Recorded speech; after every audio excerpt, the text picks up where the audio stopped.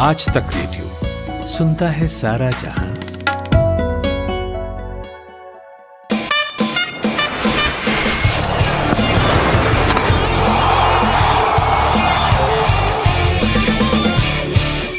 नमस्कार, आज तक रेडियो है ये, और ये है आईपीएल की टेंटें।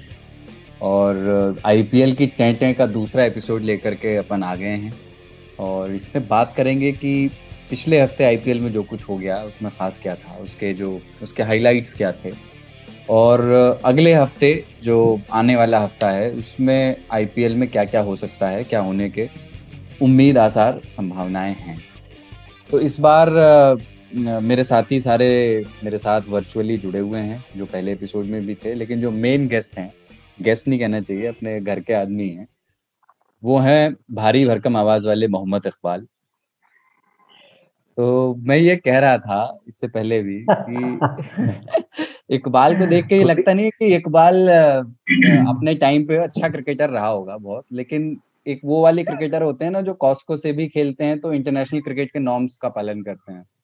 हाय हाय हाय हाय, क्या बात है कुलदीप, क्या बात है। मतलब पहली बॉल पे आपने छक्का जड़ दिया है। अरे वो एक तो वो बाल भी वैसी रखेंगे थोड़ा लहराते हुए, फिर वो च्युइंगम भी लेके आएंगे।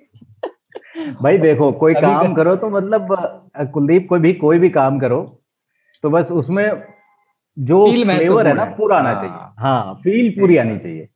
वही तो, वो मैंने भी किया है। वो कॉस्को से ही खेलते थे, लेकिन जब विकेट कीपिंग का मौका मिलता था तो वो भले ही वो विंटर्स वाले दस्ताने पहनने, वो जैकेट, वो जो जैकेट के साथ नहीं आते वो बाइक वाले, वो वाले जी जी। दस्ताने पहन करके, एक हाथ में पहन करके कीपिंग करते हुए पीछे से शाबाश शाबाश भाई शाबाश ये बोलने का जो। अच्छा कुलदीप, एक और चीज, गेंद होती थी कॉस्को वाली, लेकिन रगड़ना जरूर है पजामे में। अरे सीन कैसे बनेगी भाई। नहीं, कॉस्को बॉल में वो भी तो होता था कि इसको रगड़ के खेलेंगे, मारने पे बहुत दूर नहीं जाता है नया कॉस्को बॉल। तो ये है, और लेकिन कॉस्को बॉल से टर्न करवाए हम, बहुत टर्न कराया है कॉस्को। उसको बॉल टर्न से तो बॉलिंग छोटी चीज करते है, हुए। हम तो रिवर्स स्विंग कराते थे। हमारे तो आसपास तो फील्ड ऐसा ही होता था कि उसमें प्लेन उलेन का कोई मतलब नहीं है। गिरने के बाद बॉल कहाँ आएगी वो फील्ड डिसाइड करता था, उसमें बॉलर का कोई रोल नहीं था। गेंद जो है एक बार नाले में जाए और आप उसको पटक के झाड़िए मत, मतलब उसका पानी मत निकालिए, और आप कराइए बॉल, रिवर्स स्विंग हो जाएगी। फिर देखिए स्विंग। तो भाई ये दूसरा एपिसोड है आईपीएल की टेंटे का। क्रिकेट के बारे में बात करेंगे, आईपीएल के बारे में बात करेंगे, और इकबाल भाई का स्वागत। उनका ये पहली बार है कि आईपीएल की टेंटे में वो आ रहे हैं पहले एपिसोड में। बहुत शुक्रिया। किसी वजह से नहीं आ आज पाए थे। इनके डेब्यू को जोरदार अंदाज में स्वागत करें। हाँ, जोरदार, इनको कैप पहना दी हमने। बिल्कुल। देखिए भाई, अगर आज मैं अजिंक्य रहाणे बन जाऊं ना तो बुरा मत मानिएगा। अच्छा, कितना वो है ना कि आपने बोला कि हमने इन्हें कैप पहना दी, अगर यही कहते थे कि हमने इन्हें टोपी पहना दी तो कुछ और अर्थ निकल जाता। हाँ। तो बाकी लोग कमोबेश आवाज से पहचान लिया होगा आपने, अगर पिछला एपिसोड सुना था। मेरे साथ केशव हैं। एक बार हेलो बोलते चले ना, उससे ये लोग आवाज से पहचानते चलेंगे कि अच्छा ये वाली आवाज वाला केशव है, ये वाला ऋतुराज है। हेलो। हाँ, हेलो, मैं केशव हूँ। आप मुझे पिछली बार सुन चुके हैं, इस बार भी मैं हाजिर हूँ फिर से। ये सस्ता नेट कनेक्शन लेके बोल रहे हैं, आवाज खराब आ रही है। देखिए मेरी वाली जो सबसे साफ आवाज है ना वो ऋतुराज है, बहुत महंगा कनेक्शन है। मोहन जी हैं जी। जी बिल्कुल, मैं विश्व मोहन आप सभी के साथ एक मरतबा फिर, और साथ में इकबाल भाई का स्वागत। पहली बार आए हैं। इकबाल बिल्कुल, बड़ा पहली मोस्ट बार अवेटेड आदमी था, मतलब हम लोग कब से चाह रहे थे इकबाल के साथ करें, और आने वाले हफ्तों में भी ये हमारे साथ रहेंगे। हाँ अरे बिल्कुल बिल्कुल बिल्कुल, मेरा सौभाग्य कि मैं आप लोगों के साथ हूँ। और ये वाला जो आईपीएल अभी चल रहा है, इसमें ज्यादातर टीमें साथ साथ मैच खेल चुकी हैं अभी जब हम बात कर रहे हैं। पॉइंट्स टेबल चीख चीख कर कह रही हैं कि किंग्स 11 पंजाब और चेन्नई सुपर किंग्स नीचे से पहले और दूसरे नंबर पे हैं, यानी सबसे बुरा परफॉर्म कर रही हैं। और जो टॉप 4 टीम्स हैं वो हैं रोहित शर्मा की मुंबई इंडियंस, मतलब मैं कैप्टन के नाम के साथ बता रहा हूँ ताकि आसानी हो समझने में। रोहित शर्मा की मुंबई इंडियंस और श्रेयस अय्यर की दिल्ली कैपिटल्स, इन दोनों के पॉइंट्स बराबर हैं, रन रेट में थोड़ा सा फर्क है। डेयर डेविल से तो अच्छा ही नाम है ना दिल्ली कैपिटल्स जो पहले था। तो कैपिटल्स वाला ज्यादा रियलिस्टिक है, दिल्ली है भी कैपिटल। हाँ, और फील भी आता है ना, मतलब हाँ सही है, मतलब दिल्ली है तो कैपिटल्स जोड़ दिया, अच्छा लग रहा है, मतलब नाम के साथ चला गया ये। चला गया, राइट। अच्छा, तो ये दिल्ली है। से एक चीज याद आया कि जब भी हम लोग मैच देखते हैं ना, तो देखते हैं मोहम्मद कैफ रिकी पोंटिंग के साथ बैठ के पूरे मैच बात करते हैं। अरे पता नहीं वो क्या बात करते रहते हैं। भाई ऋतुराज, ये मैं भी सोच रहा था कि कैफ वहां पर बैठ करके करते क्या, मतलब उनको पता होता है कि रिकी पॉन्टिंग पे कैमरा तो जाना ही जाना है, तो क्या वो बगल वाली सीट उन्होंने रिजर्व कर ली है कि भाई फ्रेम में मैं भी आ जाऊंगा?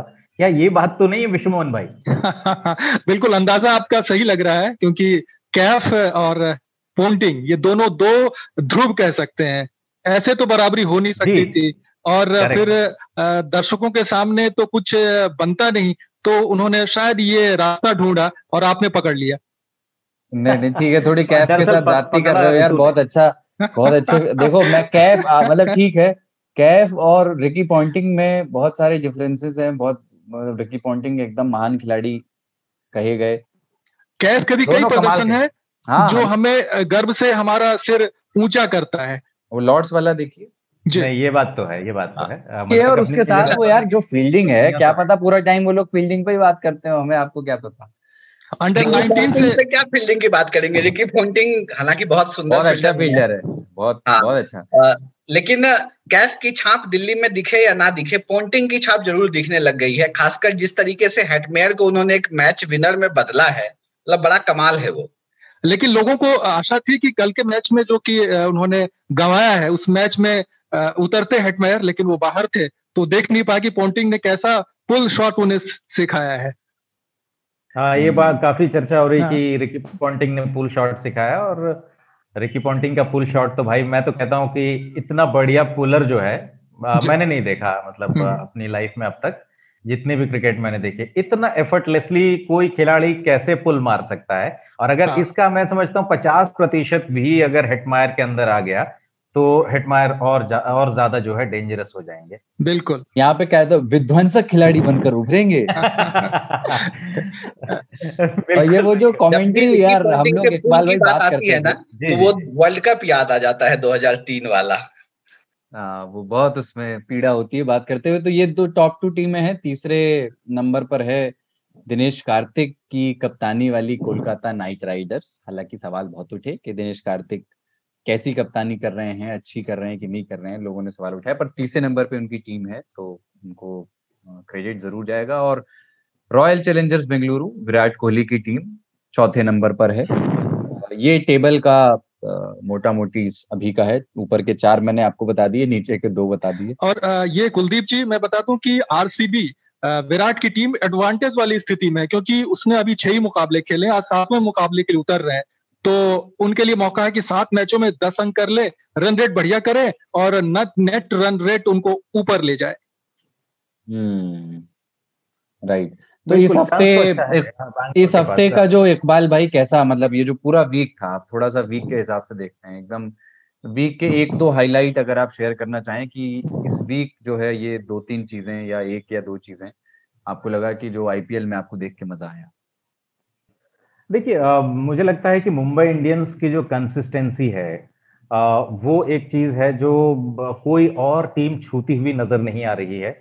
एक तो ये टीम वाइज अगर हम बात करें तो कि सबसे कंसिस्टेंट टीम कौन सी है इस आईपीएल के अंदर, तो मुझे लगता है मुंबई इंडियंस की टीम है। दिल्ली कैपिटल्स का भी प्रदर्शन बहुत अच्छा रहा है, इसमें कोई शक की बात नहीं है। और एक और चीज जो मुझे बहुत अच्छी लगी, दिल्ली कैपिटल्स की फील्डिंग का जो स्तर है। इकबाल, आपने कंसिस्टेंसी की बात की है, सबसे कंसिस्टेंट टीम जो है वो पंजाब और राजस्थान भी है हारने में। जी, उस लिहाज से बिल्कुल मैं आपसे एग्री करूंगा। लेकिन जो फील्डिंग की मैं बात कर रहा था, दिल्ली की टीम की बहुत ही अमेजिंग फील्डिंग रही है। विश्वमोहन जी, आपका क्या कहना है, मतलब इस पूरे वीक पे कमेंट, मतलब जो बीता हुआ गुजरा हुआ हफ्ता है। हाँ, ये जो हफ्ता, ये कई ऐसे मैच हमने देखे जो कि पहले से अनुमान लग रहा था कि ये टीम जीतेगी और अंत में जाकर के सारा समीकरण ही गड़बड़ होता देखा मैंने, तो बड़ा अटपटा भी लगा, मजा भी आया और ऐसा लगा कि वाकई यही आईपीएल का रोमांच है। ठीक है, कुछ यंगस्टर्स पे बात करना चाहते हैं अपन। पिछली बार भी हमने की थी, लेकिन उसमें हमेशा कुछ नाम ऐड होते रहते हैं, कुछ कम भी हो जाएंगे हो सकता है। लेकिन अभी रिसेंटली एक मैच खत्म हुआ जिसमें रेयान पराग और तेवतिया ने शानदार पारी खेली, और ऐसा लग नहीं रहा था कि वो मैच जो है किसी भी तरह से राजस्थान जीतने वाली है। हारता हुआ मैच लग रहा था, लेकिन वो जिता दिया उन दोनों ने शानदार बैटिंग करते हुए। यार वो रेयान से याद है, उसकी कमर में कितनी लचक है, मतलब उसने लास्ट में दिखा ही दिया। बिल्कुल, ये रेयान काफी उत्साहवर्धन साथ ही उनका हुआ उनकी खुद की पारी से। उन्होंने एक तरह से जीता हुआ जो कहिए कि पूरा समीकरण था विपक्षी टीम का, उसको उन्होंने उधेड़ कर रख दिया। तेवतिया ने भी साथ निभाया उनका, और अंतिम गेंद पर छक्का, वो भी बिल्कुल जब लग रहा था कि अब थोड़ा सा और लगेगा कि मैच में कुछ होने वाला है, 2 गेंदों में 2 रन चाहिए थे, उन्होंने छक्का मार के जिताया। तो बहुत बड़ी चीज थी इस 18 साल के खिलाड़ी के लिए। लेकिन स्ट्रेंथ क्या है, मतलब मैं दोनों पे एक एक करके चाहता हूँ थोड़ा तफसील से बात हो। इन खिलाड़ियों के खेल में क्या ऑब्जर्व किया भाई? ये मुझे मालूम है कि T20 में उस तरह से बहुत टेक्निक, छोटे गेम में उसकी परीक्षा हो नहीं पाती है जैसा टेस्ट मैचेस में हुआ करती थी, कि उछाल भरी गेंदें और मूव होती हुई गेंदों पे कैसे, और फुटवर्क कैसे मूव कर रहे हैं, गेंद को लीप कैसे कर रहे हैं। लेकिन फिर भी एक स्ट्रेंथ आप कुछ ऑब्जर्व कर पाए हो कि तेवतिया के साथ जो खेल है उसमें ये खास चीज है कि गेंद को सही समय पे पीछे ले जा करके वो ये कर देते हैं, या यही बात मैं रेयान पराग के बारे में भी पूछता हूँ। तो T20 में तो आपने सही कहा कि तकनीक की बात, या तकनीकी तौर पर देखें तो तकनीक कहीं नहीं है, यहाँ पर है आपके अंदर की इच्छा शक्ति, और कितने आप मजबूत हैं अंदर से, हिम्मत कितना है आप में, साहस कितना दिखा पाते हैं, ये मायने रखता है। बिल्कुल, और एक और चीज कि अंदर से, और मुझे लगता है शारीरिक रूप से भी कितने मजबूत हैं आप, ये भी बड़ा मायने रखता है T20 क्रिकेट में। और तेवातिया के बारे में खास तौर पर बात करें तो उनका जो हैंड आई कोऑर्डिनेशन है वो गजब का है। एक बार जब बॉल उनके बल्ले पे लग जाती है, उनको कॉन्फिडेंस मिल जाता है कि हाँ अब मैं मार सकता हूं। तो ताकत तो है ही, बाजुओं में वो दम तो है, और साथ ही साथ जो हैंड आई कोऑर्डिनेशन से जो टाइमिंग आती है वो कमाल की है। और जाहिर सी बात है, जैसा विश्व मोहन जी ने कहा कि अंदर से वो बिलीफ, वो इच्छा शक्ति भी कहीं ना कहीं होनी चाहिए, और आत्मविश्वास भी होना चाहिए। वो दिखता है, एक दिलेर खिलाड़ी है, इसमें कोई शक की बात बिल्कुल नहीं है। और इकबाल, आपने देखा कि 78 रन पे 5 विकेट गिर गए थे। सोचा तक नहीं था किसी ने कि ये टीम इस तरह से वापसी करेगी, और जिस तरह से ये अटूट साझेदारी हुई और मैच जिता कर ले आई, तो निश्चित रूप से रेयान पराग के अलावा जितने भी पराग बाहर बैठे होंगे, उनको लगेगा कि हाँ वाकई एक छोटा खिलाड़ी जो अभी सीख रहा है, उसके लिए आने वाले दिनों में बहुत कुछ रखा हुआ है। आप लोगों को नहीं लगता कि तेवतिया को थोड़ा और ऊपर भेजना चाहिए? क्योंकि बहुत बार वो तब ग्राउंड पे आते हैं जब लगभग मैच निकल चुका होता है और एक प्रेशर होता है। उन्होंने 1-2 मैच में परफॉर्म किया उस तरह के मैच। इस तरह का रोमांच आपको आईपीएल में देखने को मिले? अगर ऊपर भेज के नीचे आके देखिए कितना रोमांचक कर रहे हैं, मैच जिता रहे यार। ठीक है, खेलने दो लड़के को। वही बात है कि देखिए, जैसे अब पोलार्ड के बारे में आप ये बात कहें, आंद्रे रसेल के बारे में आप ये बात कह सकते हैं, ये जो कुछ खिलाड़ी इस तरह के होते हैं जो खासतौर से T20 मैचेस में, मतलब जो दूसरे तीसरे नंबर पर खेलने के लिए सूटेबल नहीं होते, लेकिन वो 5वें नंबर पे आके एकदम कमाल करते हैं। वो प्रेशर सिचुएशन में जिनको क्रीज पर आंखें गड़ाने की जरूरत नहीं होती कुछ समय के लिए, वो आते ही पहली गेंद से उड़ा सकते हैं, जैसे कि हार्दिक। तो हमेशा ये भी डिबेट हो सकती है कि हार्दिक को ओपनिंग पे क्यों नहीं भेज देते हैं, लेकिन वो पोजीशंस हैं अलग अलग। ये तो 2 खिलाड़ियों में, इसलिए मतलब मेरा थोड़ा पर्सनल इंटरेस्ट इसमें ये है कि पूरे आईपीएल को लेकर के ही जो तमाम रुचियां हैं मेरी, उसमें जो सबसे पहली बड़ी रुचि है वो ये है कि यंगस्टर्स मुझे यहाँ से कुछ ऐसे दिखते हैं कि जिनको मैं फॉलो करने में मुझे बड़ा मजा आता है कि आप देखते हैं यहाँ से इनकी यात्रा कैसे जाती है। तो एक नाम लिख लीजिए। हाँ, अभी वही क्वेश्चन है मेरा कि अब जैसे रेयान पराग और इन दोनों पे एक साथ इसलिए बात कर रहे हैं, इन दोनों ने जो मैच जिताया, मैं ये नहीं कहूंगा कि वो असंभव मैच था।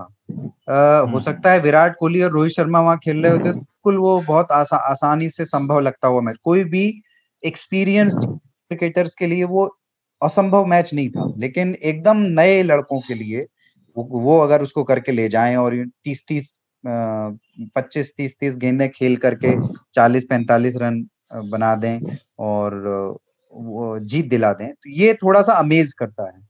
इस स्तर पर कौन कौन से नाम जोड़े जा सकते हैं जिनमें हम देखें कि भविष्य में ये, अभी इनके पास जरूरी टेम्परामेंट भी है इन यंग खिलाड़ियों के पास, और भविष्य में एक मैच्योर क्रिकेटर के तौर पे वो उभर सकते हैं। इसमें एक शुभमन गिल का नाम सबसे पहले लिया जाना चाहिए। तो शुभमन गिल लगते हैं, उनका टेम्परामेंट भी सही है, उनके पास स्ट्रोक्स भी हैं और टेक्निकली साउंड भी काफी हैं, और युवराज सिंह उनको काफी मेंटोर करते हैं। और इस बार भी बात चल रही है कि युवराज फिर से संन्यास तोड़ के एक बार पंजाब की टीम के साथ खेल सकते हैं और मेंटोर भी कर सकते हैं। तो एक शुभमन गिल का नाम आता है जेएन में सबसे पहले। अगर गेंदबाजों की बात करें तो गेंदबाजों में भी कोलकाता नाइट राइडर्स के पास जो नागरकोटी हैं, चाहे शिवम मावी हैं, उनमें भी पोटेंशियल है कि वो खेल सकते हैं, लेकिन अभी ऐसा नहीं है। फिटनेस होता है बहुत बड़ी चीज है तेज गेंदबाजों के लिए। अगर फिट रह पाते हैं और अपनी स्विंग पे थोड़ा सा ध्यान दे दें तो मुझे लगता है उन दोनों में से कोई एक खेल सकते हैं आगे। इकबाल भाई, आप कुछ नाम बता रहे थे। बिल्कुल, देवदत्त पडिक्कल का मैंने नाम बताया। मतलब इस खिलाड़ी के अंदर क्लास भी है, टेम्परामेंट भी है, और मतलब भविष्य का एक सितारा आप मान के चलिए कि ये आप इस वक्त आईपीएल में उनको खेलते हुए देख रहे हैं, उनको ग्रूम होते हुए देख रहे हैं। एक नाम तो ये हो गया। दूसरा एक खिलाड़ी मुझे लगता है कि अगर उनको थोड़ा सा बेहतर तरीके से गाइड किया जाए या उनको ग्रूम किया जाए तो वो एक बहुत हैंडी क्रिकेटर बन सकता है। तो वो नाम है शिवम दुबे का। शिवम दुबे जिस तरह से बैटिंग करते हैं, लॉन्ग हैंडल का इस्तेमाल करते हैं, लंबे छक्के मारने की क्षमता रखते हैं लोअर डाउन द ऑर्डर, और गेंदबाजी, शायद गेंदबाजी को लेकर के बहुत ज्यादा चर्चा नहीं रहती है शिवम दुबे की, लेकिन जब जब आप उनको गेंदबाजी करते देखें, जरा गौर से देखिएगा, बहुत अच्छी गेंदबाजी करते हैं, बहुत ही टाइट गेंदबाजी करने की क्षमता रखते हैं। तो एक ये नाम, और तीसरा नाम मैं लूंगा रवि बिश्नोई का। रवि बिश्नोई कमाल के गेंदबाज हैं और मुझे लगता है कि बहुत बहुत ब्राइट फ्यूचर है। जो वेरिएशन इस उम्र में, जो मेच्योरिटी दिख रही है, और जो उनके साथ मेंटोर हैं, सबसे अच्छी बात है कि अनिल कुंबले उनके साथ हैं, तो बहुत कुछ सीखेंगे वो। और ये तीन खिलाड़ी मुझे लगता है कि बहुत आगे जाने वाले हैं। खासतौर पर दो खिलाड़ी, देवदत्त पडिक्कल, रवि बिश्नोई, ये दो तो जाएंगे। शिवम दुबे को मैं T20 में देखना चाहता हूं कि इंडियन टीम में वो खेलेंगे, लेकिन उसके लिए वही है कि सही रास्ता और सही दिशा पकड़नी होगी। हाँ इकबाल भाई, ये शिवम दुबे, मौके इनको बहुत मिले हैं। आप ने देखा होगा T20s में इन्होंने 13 मुकाबले खेले भारत की तरफ से, वनडे में भी डेब्यू कर लिया है। तो ये जो स्थान उनकी बल्कि वो गवा चुके हैं अपना, वो वापस इस आईपीएल के जरिए ले सकते हैं। ठीक बात है। और शिवम दुबे की बात हो रही है ना, तो आगे हाँ उनमें है, पोटेंशियल दिखता है, लेकिन जब तक हार्दिक पांड्या टीम में है ना तो मुश्किल लगता है। ये बात बिल्कुल सही, ये बिल्कुल सही बात है, क्योंकि टक्कर आपकी हार्दिक पांड्या से होनी है। तो वही है कि कहां आप अपने आप को ऊपर ले जाते हैं। और एक बात आपने देखी होगी कि हार्दिक पांड्या गेंदबाजी नहीं कर रहे हैं। और अच्छा, हाँ ठीक कह रहे हैं। ये उनको क्यों रोहित शर्मा बॉलिंग ही नहीं देते यार? डर है कि शायद फिर से कमर में दर्द ना हो जाए, कमर को सुरक्षित रखना चाहते हैं। ये बात है, या मुंबई के पास मतलब पर्याप्त बॉलर्स हैं अच्छे? उनके कोच ने कहा है, साफ तौर पर कहा है कि हम इनसे गेंदबाजी नहीं कराएंगे।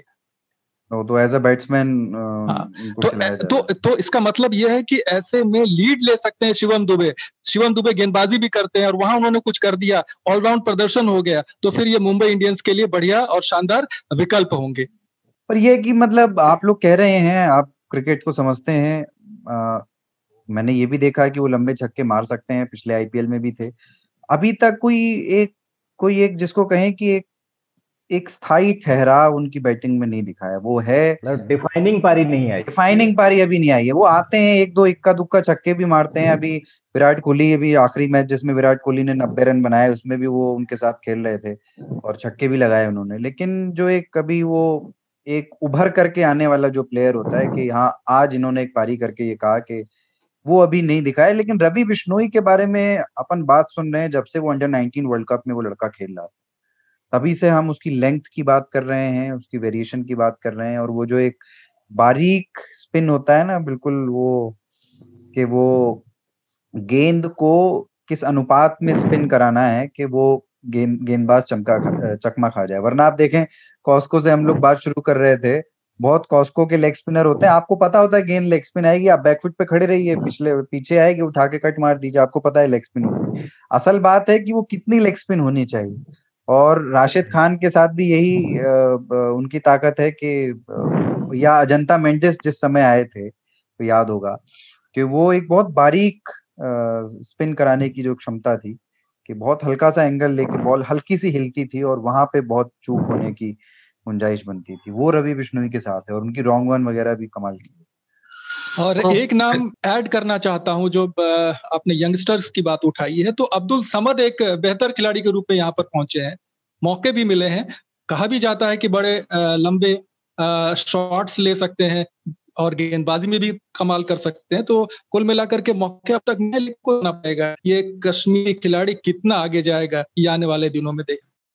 अभी तक आप लोगों ने वो खिलाड़ियों के नाम बताए जिनमें आपने पोटेंशियल देखा है, वैसे खिलाड़ी का मैं एक ऐसे खिलाड़ी का नाम बताना चाहता हूं जिसमें हमने पहले पोटेंशियल देखा था और अब लगता है कि वो कहीं ना कहीं चूक रहे हैं। यशस्वी जायसवाल के बारे में क्या कहेंगे? बड़ी उम्मीद लेकर आए थे और जिस तरीके से उन्होंने खेला है, 3 मैच में मौके मिले, 40 रन, मतलब इससे ज्यादा मौके आपको कोई देगा नहीं, खासकर तब जब आप बिल्कुल ओपनर हो और एक ताबड़तोड़ शुरुआत की उम्मीद की जाती है आपसे।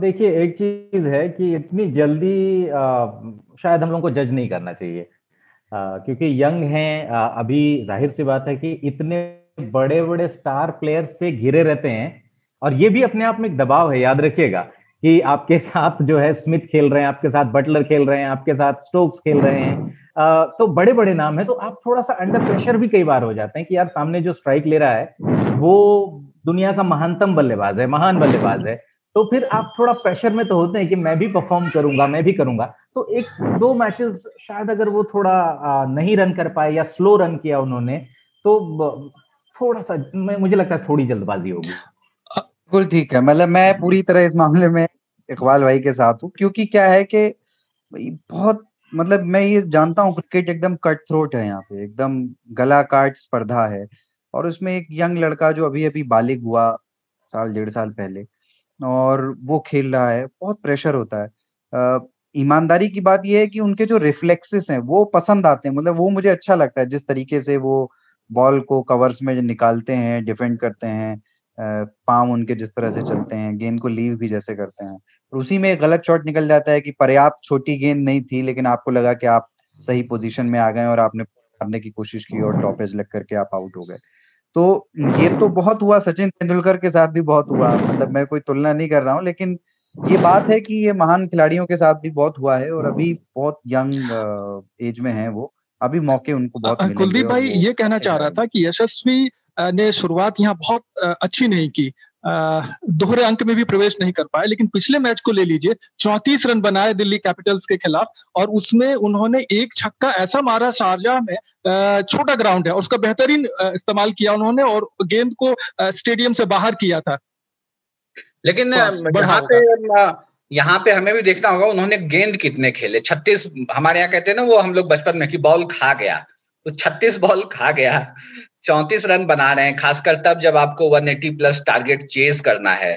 ऐसे में तो थोड़ा सा नहीं लगता कि मुश्किल है, और इस तरह की परिस्थितियों में प्लेयर अपने आप को बदलेगा, तभी तो वो याद रहेगा लोगों को कि हाँ, ये परिस्थितियों के अनुसार अपने को ढाल लेता है। धीरे धीरे सारा कुछ होगा, वो उतर रहे हैं उस रूप में जिसे आप देखना चाहते हैं। तो पिछले मैच में उन्होंने कुछ किया, अब और करेंगे, और निश्चित रूप से एक खिलाड़ी और अच्छा करेगा। पर मुझे भी सुमन जी यहाँ से ये लगता है कि अब शायद इन्हें टीम मैनेजमेंट मौका ना दे आगे। नहीं, मौका दिया इन्होंने, और इस बार कम से कम अगले मुकाबले में जरूर देखेंगे आप यशस्वी। नहीं, अच्छी बात यह है ना कि robin Uthappa out of form चल रहे हैं, तो आपके पास ऑप्शन भी नहीं है बहुत ज्यादा, तो आपको यशस्वी जायसवाल को खिलाना पड़ेगा, चाहे आप कैसे भी एडजस्ट करिए। रॉबिन उथप्पा की बात करते हैं ना, अगला प्लेयर यही रखते हैं हम लोग, जैसे बातचीत चली गई, रॉबिन उथप्पा का नाम ले ही लिया। उथप्पा को हो क्या गया है आखिर? मतलब ऐसा लग रहा है कि बस बॉल को डायरेक्शन देके छोड़ देते हैं, ताकत लगा ही नहीं रहे हैं, वो कैच हो जा रहे हैं कहीं भी ग्राउंड पे। पहली बात तो ये है कि उथप्पा का जो बैटिंग ऑर्डर था वो केकेआर के लिए ओपनिंग करते थे और काफी सही करते थे, लेकिन यहाँ पे आके उनका जो स्लॉट था ओपनिंग का वो छिन गया है, नीचे उतर रहे हैं, और वो भी कोई पक्का नहीं है कि 3 नंबर पे उतरेंगे कि 4 पे कि 5 पे। तो थोड़ा सा असमंजस उनके लिए भी है। और फिर से एक नया खेमा ज्वाइन करना, वहाँ जो सपोर्ट स्टाफ होते हैं, मैनेजमेंट होते हैं, उनके साथ एक सामंजस्य दिखाते हुए। केशव, आप ये भी मत भूलिए कि जब उन्होंने इंडिया खेला है और तो उन्होंने उसी ऑर्डर पे बैटिंग की है जहां भी वो खेल रहे हैं, 5वें 6ठे, इसी तरह के ऑर्डर पे वो आते रहे। तो इसी के चलते तो बाहर भी हो गए इंडियन टीम से। उथप्पा हमेशा ओपनर रहे हैं, ओपनर नहीं तो फर्स्ट डाउन वो अच्छा खेलते हैं। और बिल्कुल सही, कुछ मैचेस उन्होंने फिनिश सही है कि देखिए कुछ खिलाड़ियों का ना जो पोजीशन होता है वो बड़ा फिक्स सा होता है कि आपको वहां उसको खिलाएंगे तो रन करेगा, वहां नहीं खिलाएंगे तो फ्लॉप हो जाएगा। और कुछ खिलाड़ियों के साथ ऐसा भी होता है, मुझे लगता है कि कुछ टीमें हैं जहां पर वो अच्छा कर रहे होते हैं, अचानक से दूसरी टीम में जाते हैं और वो एकदम से फ्लॉप होने लग जाते हैं। कई सारे मिसालें आपको देखने को मिलेंगी। आप मिसाल के तौर पर यूसुफ पठान को लीजिए, इनका जो है डिमोशन ही होता रहा। आप राजस्थान रॉयल्स वाले यूसुफ पठान को उठाइए, फिर केकेआर में गए, चलिए वहां भी थोड़ा बहुत झलकियां देखी, जैसे हैदराबाद में जब आए तो मानो खत्म ही हो गए यूसुफ पठान। तो ऐसा होता है कई बार, टीमें जो है ना आपको सही इस्तेमाल। मार्कस स्टोइनिस को ले लीजिए, बैंगलोर में क्या कर रहे थे, कुछ नहीं हो रहा था उनसे, दिल्ली में आइए मैच विनर बन गए हैं वो। तो कुछ खिलाड़ी ऐसे हैं जो टीम उनका किस तरह से इस्तेमाल करती है वो ज्यादा मायने रखता है बनिस्बत इसके कि खिलाड़ी कितना प्रभावशाली है। ठीक बात है, ये बड़ी इंपॉर्टेंट बात हुई। और जब बात हो रही है कि रॉबिन उथप्पा को क्या हो गया है, तो यहाँ से इस चर्चा में एक छोटा सा ब्रेक लेते हैं और ब्रेक के उस पार पूछेंगे कि चेन्नई सुपर किंग्स को क्या हो गया। एक तार म्यूजिक का और एक तार पोएट्री का, दोनों मिल जाएं तो क्या बनता है? दो तारा। मैं हूँ चिन्मयी और मैं हूँ जोएल। हम गाते हैं, सुनाते हैं कविताएं, कभी गिटार पर तो कभी बांसुरी पर, और कभी अपने घर में पड़े हुए बक्से की थाप पर। तो सुनिए हमारा दो तारा, सिर्फ आज तक रेडियो पर। तो आज तक रेडियो पर आप सुन रहे हैं आईपीएल की टें का दूसरा एपिसोड। और इस आईपीएल में किन खिलाड़ियों को लेकर हम लोग उम्मीद से हैं उस पे हमने बात कर ली, किन खिलाड़ियों ने थोड़ा बहुत निराश किया उस पे भी हमने बात कर ली। अब थोड़ा टीम्स के बारे में फिर से बात करना चाहते हैं। उन टीम्स की बात करेंगे जो उम्मीद के मुताबिक प्रदर्शन नहीं कर पा रही हैं और उसकी वजह क्या है। तो चेन्नई सुपर किंग्स से बात शुरू करते हैं। महेंद्र सिंह धोनी की कप्तानी में ये टीम शानदार प्रदर्शन आईपीएल में करती रही है, और ये कहें कि आईपीएल में चेन्नई सुपर किंग्स का दबदबा रहा है तो गलत नहीं होगा। लेकिन इस बार क्या हुआ है सीएसके को? पता चल रहा है कि उनके पास वैसे खिलाड़ी बहुत हो गए हैं जो बहुत दिनों से इंटरनेशनल नहीं खेल रहे हैं, और जब वो आ रहे हैं पिच पे तो वो एक गैप जो होता है ना वो दिख रहा है कि अच्छा आप बहुत दिनों से बल्ला नहीं भांजे हैं, तो यहाँ भी नहीं भंजा रहा है।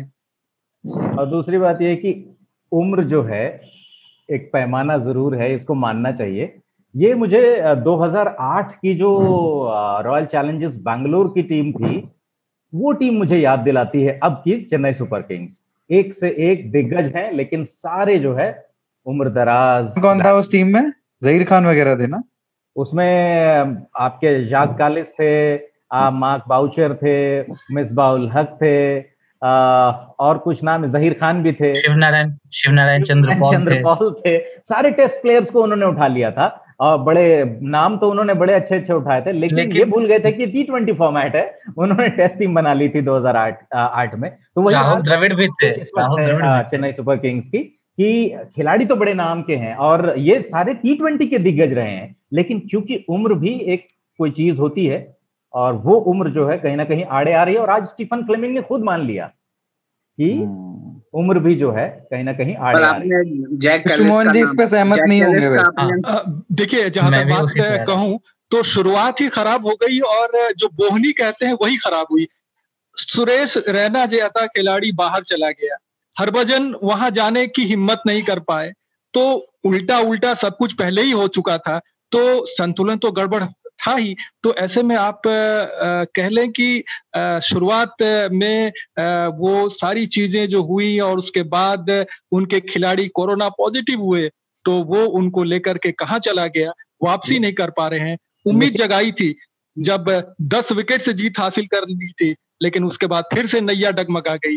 तो निश्चित रूप से अब धोनी कह रहे हैं कि कहीं न कहीं छेद तो है नाव में, तो छेद कहाँ है तो वो देखना पड़ेगा। एक चीज मैं भी आज ऐड करना चाहूंगा कि धोनी कह रहे हैं कि चेन्नई सुपर, इतने सारे लोग अटैक करने वाले आ गए चेन्नई के ऊपर। क्या करें, खाए बैठे हैं सब कि मौका मिले इनको पकड़ के रगड़े। तो धोनी कह रहे हैं कि चेन्नई को धोनी स्टाइल ऑफ चेजिंग से मुक्ति चाहिए, मतलब बदलना पड़ेगा, ऐसे नहीं हो पाएगा अब। तो धोनी खुद कह रहे हैं कि भाई मेरे स्टाइल का जो चेजिंग है आप उससे बाहर निकलिए। कप्तान खुद ही टीम के ऐसा कह रहे हैं, भाई बदलना आप ही को है, और आप ही कह रहे हैं कि टीम अपने आप को बदले। ऐसे कैसे चलेगा? देखिए, मैं इसमें वो ऐड करता हूँ, धोनी का जो एक मिडास टच था ना, जो इंडियन टीम में के कप्तान थे तब भी उनके पास था कि जो दांव चलते थे वो सक्सेसफुल हो जाता था, और जब तक ये मिडास टच उनका रहा वो जीतते रहे। और जब सिलसिला शुरू हुआ हारने का, तो हारते ही चले गए। और उस समय भी आप अगर गौर करेंगे ना, जब हारते थे धोनी इंडियन टीम के कप्तान के तौर पे, तो उनका एक ही एक्सक्यूज कर लें या जो भी हो, रीजन यही होता था, अगर पहले बैटिंग करते हुए हारे हैं तो कहते थे हम 20-30 रन शॉर्ट रह गए। हर मैच में वही बोलते थे वो, और अभी वही यहाँ भी चल रहा है। हमारे बल्लेबाजों ने अच्छा प्रदर्शन नहीं किया। मतलब जब धोनी का करिश्मा पीक पे था, एक तरह से जोगिंदर शर्मा भी विकेट लेके वर्ल्ड कप आपको जिता दे रहे थे, और यहाँ आपका कोई दांव नहीं चल रहा। आप सैम करन को ऊपर भेज देते हैं, कभी जगदीशन को ऊपर भेज देते हैं, खुद कितने नीचे आ रहे हैं। जडेजा को पता नहीं क्यों मतलब इतना अंडररेट करके मतलब रखा हुआ है। जडेजा अच्छे बैट्समैन है, मतलब 13 शतक वगैरह लगाया हुआ है 2-3 डोमेस्टिक सर्किट में। पता नहीं उनको क्यों नहीं फर्स्ट डाउन भेजते हैं। रायडू को भेजते हैं, रायडू भी मतलब एक तरह से बुजुर्ग ही हैं, और 100 का स्ट्राइक रेट लेकर के आप अगर खेल रहे हैं सब, तो आप मैच नहीं जीत सकते। अच्छा, मैं जो है चेन्नई सुपर किंग्स के ऊपर कोई अटैक नहीं कर रहा हूँ। मैं विश्वमन भाई से पूछना चाह रहा हूँ कि आपने कहा कि धोनी खराब हो गया इसीलिए जो है सब कुछ गड़बड़ होता चला गया, लेकिन आपके टीम मालिक को तो बड़ा गुमान था कि जी रैना चले गए कोई बात नहीं, हरभजन नहीं है कोई बात नहीं, हम तो फिर भी ट्रॉफी ला रहे हैं वापस जीत के, क्या हो गया? नहीं तो ये जरूरी था ना, ये जरूरी था खिलाड़ियों का उत्साह ठंडा ना पड़े। तो मालिक ही उत्साह ठंडा कर बैठेगा तो टीम का क्या होगा। तो ऐसी स्थिति में उत्साह उनका बना रहे, तो टीम मालिक ने भी अपना उत्साह बनाए रखा। मीडिया में भी ये सारी बातें आई, लेकिन हालांकि विश्वमन भाई, मैं उसको उत्साह से कहीं ज्यादा मैं घमंड के चश्मे से, घमंड के क्या बोलूं यार, मैं यहाँ पे घमंड की तरह देखता हूँ। हाँ, देखिए एक मालिक तो घमंड करेगा ना, धोनी जैसा खिलाड़ी उसके साथ है। ये बात ये अच्छी लग रही है मुझे। ये नहीं होता, आपने वो रामायण बहुत दिनों बाद उसका प्रसारण शुरू हुआ और उसके साथ नए तरह के मीम्स आए, तो उसमें नहीं होता था कि एक तरफ से एक बाण चलाया ऊपर पहले आसमान में दिखा के, फिर दूसरी तरफ से उन्होंने भी बाण चलाया आसमान में दिखा के, और फिर दोनों मिले और जिसके तरफ का भस्म हो गया वो करता था।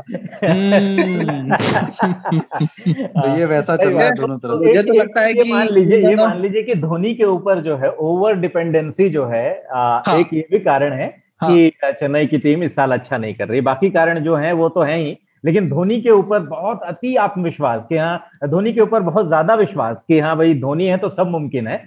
तो ये भी जो है, अब वो जो जादू है, वो करिश्मा जो है, वो काम नहीं कर रहा है विश्वमन भाई। एक मिनट, हमें तो लग रहा है कि हरभजन और रैना ने अपने आप को नेट में भांप लिया था कि भैया शॉट नहीं लग पाएगा, जाना बेकार है, इधर ही रहो। नहीं, इसके पीछे का भी थोड़ा सा धोनी के बारे में, ये धोनी, जब धोनी पे इस तरह की बात होती है, मुझे अन्नू कपूर बन जाने का मन करता है, इस चीज के बारे में बोलने का नहीं, मैं धोनी के बारे में नहीं बोल रहा हूँ, मैं धोनी के बारे में नहीं बोल रहा हूँ। मैं जो बिल फाड़ा जा रहा है ना रैना और हरभजन के नाम पे, वो उस पे आ रहा हूँ। अगर आप इस बार भले ना खेल रहे हो रैना और हरभजन, आप पिछले 2 साल का उठाकर देख लें, उनका परफॉर्मेंस कितना अच्छा रहा है। कितने मैच रैना और हरभजन ने जिताए चेन्नई सुपर किंग्स को पिछले 2 सालों में, निकाल कर देख लें। बेहद ही औसत प्रदर्शन रहा दोनों का, बेहद ही औसत प्रदर्शन। सही बात, मैं आपकी बात से मतलब मेरे समझने के लिए, पिछले 2 साल में चेन्नई सुपर किंग्स जीत रही थी, किसके प्रदर्शन के बूते जीत रही थी, जो अब नहीं परफॉर्म कर रहा इस बार? Shane Watson. पिछले साल तो वॉटसन खेले, उसके पिछले साल रायडू कुछ खेले थे। आपने याद किया कि धोनी हमेशा मुश्किलों से निकाल लेते थे टीम को, अब की बार उनसे हो नहीं पा रहा है। मतलब पता नहीं शेन वॉटसन की बात हो रही थी, तो पिछले मैच में, बल्कि पिछले सीजन में एक मैच ऐसा था जहां पर उनका पूरा जांग कह लीजिए, पैर का हिस्सा कह लीजिए, वो चोटिल हुआ था और खून रिस रहा था, और वैसे में उन्होंने बल्लेबाजी की थी और टीम को बेहतरीन जीत दिलाई थी। तो वो आप शायद वो मामला याद हो आपका पिछले सीजन में। हाँ, बिल्कुल। चेन्नई की हार के लिए मुझे ऐसा लगता है कि देखिए, 1 2 3 खिलाड़ी अगर अच्छा कर रहे हैं तो आपकी टीम जीतेगी नहीं। आप जो वो मतलब चाहे बिट्स एंड पीसेस ही हों, लेकिन सभी का योगदान जो है थोड़ा थोड़ा आना चाहिए, तभी जाकर के आप देखेंगे कि आपकी टीम जीतेगी। आप एग्जाम्पल के तौर पर पंजाब को ले लीजिए। पंजाब के 2 खिलाड़ी जो है सबसे ज्यादा रन बनाने वाले खिलाड़ियों की सूची में टॉप पे हैं, लेकिन टीम कहाँ है ये देखिए। टीम अच्छा, टॉप 5 बैट्समैन को ही उठा लीजिए ना, टॉप 5 जो हाईएस्ट रन गेटर हैं अब तक आईपीएल में, वो उनकी टीमें टॉप 4 से बाहर हैं। इसका मतलब कि ये 2-3 खिलाड़ी ही हैं जो उस टीम में परफॉर्म कर रहे हैं, बाकी खिलाड़ी उस तरह से योगदान नहीं दे पा रहा है, जिसकी वजह से टीम जो है नीचे है। तो वही हाल मुझे लगता है चेन्नई का है। देखिए, फाफ डू प्लेसी मुझे लगता है कि बहुत अच्छा खेले हैं। शेन वॉटसन ने भी पहले 2-3 मैचेस में अच्छा नहीं किया, इसके बाद वो उन्होंने जोर पकड़ा, उन्होंने अच्छी बैटिंग की है। लेकिन आप मिडिल ऑर्डर के अंदर जाइए ना, एक मैच राइडू का छोड़ दीजिए, इसके बाद वहां से शुरू हो जाइए। जगदीशन हो गए, रायडू हो गए, खुद धोनी हो गए, ब्रावो क्या कर रहे हैं, ब्रावो इस टीम में कर क्या रहे हैं, मुझे ये नहीं समझ आ रहा। ब्रावो क्या है वो तो नजर ही नहीं आया। ब्रावो तो वो है ना, ब्रावो अभी ऑब्जर्व कर रहे हैं, आईपीएल के बाद एक गाना बना देंगे उसी पे। शुरू में वो ब्रावो छोटे थे शायद, और जब फिट्स हुए हैं, आए हैं वापस, तो उनको मौका ही नहीं दिया जा रहा, ऊपर भेजा ही नहीं जा रहा, नीचे आ रहे हैं। एग्जैक्टली। तो लगे महेंद्र सिंह धोनी के उम्र पे बात हो रही, मतलब पूरी टीम की उम्र पे बात हो रही थी। जरा विराम दीजिए, बात हो रही थी, चोटिल हुए, फिर देर से उनकी आईपीएल में मौजूदगी दिखी ब्रावो की।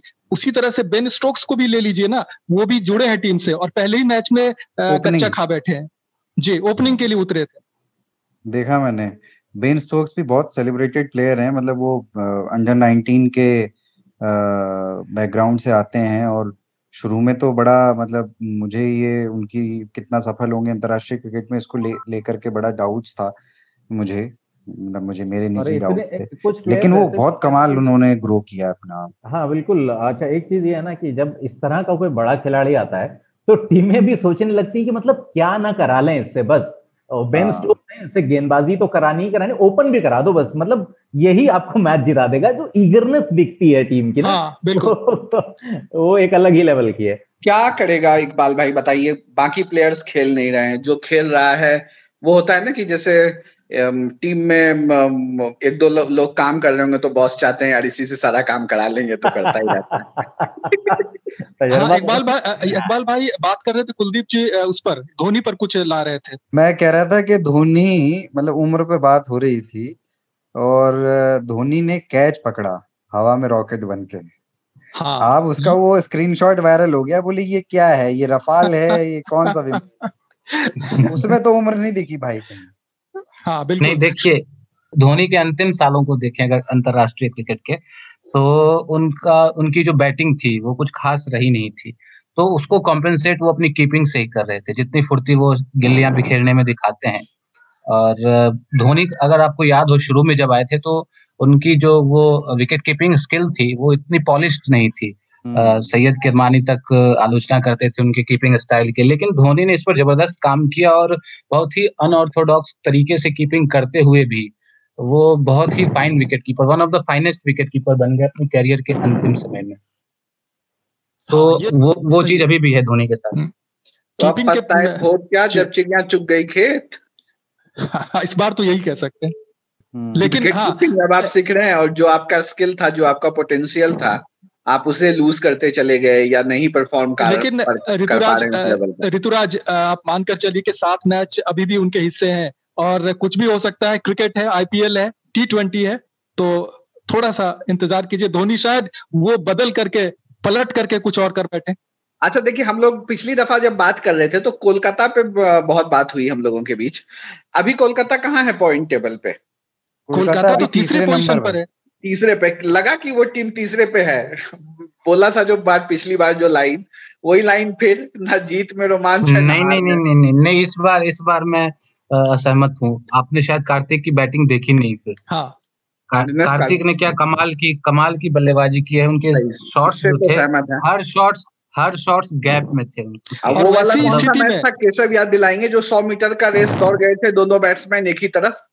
और वैसी स्थिति में वो वही कोलकाता वाला ही है। जब ऋतुराज, जब वैसी स्थिति में जब एक कप्तान की लगातार आलोचना हो रही हो और उस खिलाड़ी ने ऐसे शॉट लगाए, ऐसा लग रहा कि हर शॉट के बाद वो जवाब दे रहा है कि तुमने मेरी आलोचना की थी, लो ये एक और। हाँ, लास्ट टाइम हमने बोल दिया था ना कि वो सारा अपना परफॉर्मेंस अपनी दाढ़ी में छुपाए, अब इस बार छील के आया और छील दिया सामने वाले को। वही मैं भी मतलब उस पारी को देखते हुए याद कर रहा था कि उन्होंने आपकी बात सुन ली है। और मस्त खेला, बहुत जबरदस्त खेला है।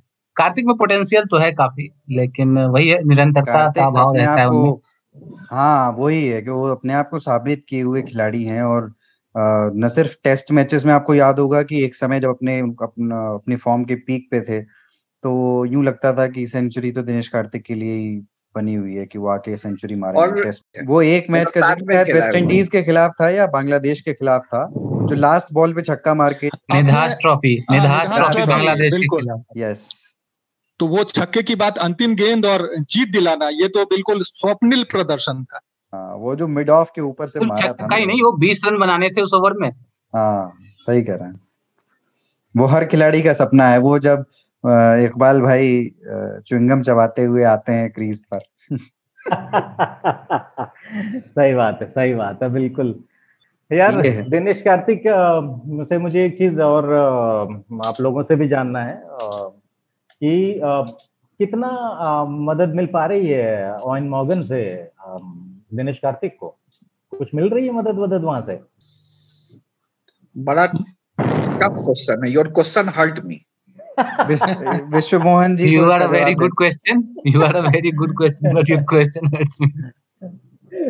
नहीं, लेकिन आप देखेंगे तो मॉर्गन सपोर्ट कर रहे हैं और गेंदबाजों से बात करते हैं। इनफैक्ट उसी मैच की मैं बात कर रहा हूँ जिसमें सुनील नारायण और प्रसिद्ध कृष्णा ने केकेआर को जीत दिलाई थी। तो उसमें लगातार मॉर्गन उनसे संपर्क में थे, गेंदबाजों के पास जाके बातें कर रहे थे। तो मॉर्गन सपोर्ट कर रहे हैं पूरी तरह से। हाँ, बैटिंग में भी अगर देखें तो मॉर्गन कुछ खास, अभी एक इनिंग अगर उनका अच्छा रहा था, कुछ खास अभी कर नहीं पा रहे हैं अपने नाम के अनुरूप। और अगर देखें एक चीज, मैंने गौर किया पिछले मैच में कि कोलकाता में एक से एक विध्वंसक बल्लेबाज हैं, जो मतलब एक मैच में 10-10, 12-12 छक्के मार सकते हैं आसानी से, ठीक है। लेकिन कोलकाता अभी तक 7 मैच खेल पाई और मुश्किल से 41-42 छक्के ही लगे हैं उसकी तरफ से। जिस टीम में रसल हो, आंद्रे रसल हो, मॉर्गन हो।